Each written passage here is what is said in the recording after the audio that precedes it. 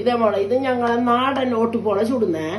ഓട്ടുപോള ഓട്ടിൽ വിത്ത് നിങ്ങൾക്ക് പഠിക്കാനായി. ഇത് ഈ ക്ലാസ്സിൽ 3 ഗ്ലാസ് അരി, 3 ഗ്ലാസ് പച്ചരി.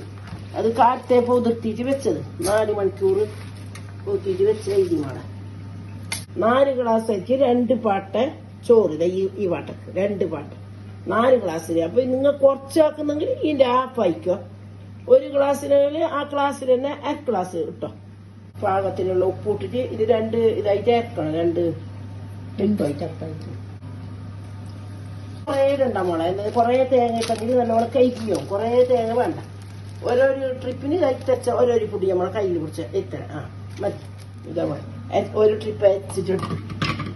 ഇത് തിളച്ച വെള്ളം മോളെ. തിളച്ച വെള്ളം കൂട്ടിയിട്ട് മിക്സ് ആക്കിയിട്ട് ഒരു മണിക്കൂർ നേരം ഇങ്ങനെ നമുക്ക് വെച്ചിട്ട് ചുട്ടിട്ട് ഇത് പാകാക്കുന്നത് ഞങ്ങൾക്ക് കാണിക്കാം. ഓടിയിട്ട് നിങ്ങൾക്ക് അറിയുന്ന മക്കളെ നിങ്ങൾ ചൂടില്ലെങ്കിൽ നിങ്ങളെ ഉമ്മമാരോട് ചൂടാൻ പറയും.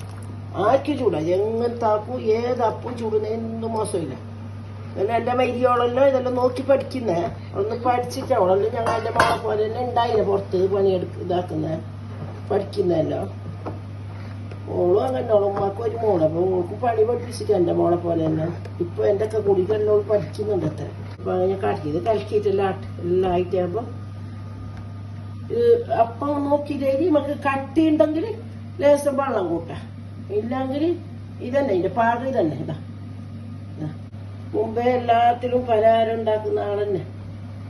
ഇപ്പോഴത്തെ അല്ല, പണ്ടത്തെ മോഡൽ, പഴയ മോഡലിന്റെ.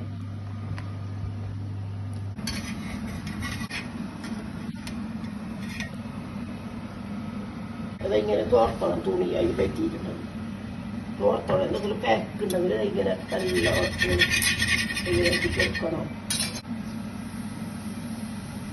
ഇതിന്റെ ഇതാ ഇങ്ങനത്തെ ഒരു കയ്യില് അങ്ങനത്തെ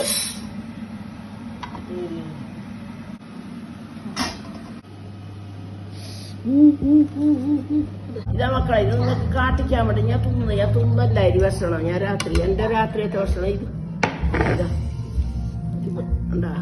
നിങ്ങൾക്ക് കാട്ടിക്കാൻ വേണ്ടിട്ട് തുന്നില്ല. നല്ല കറിയും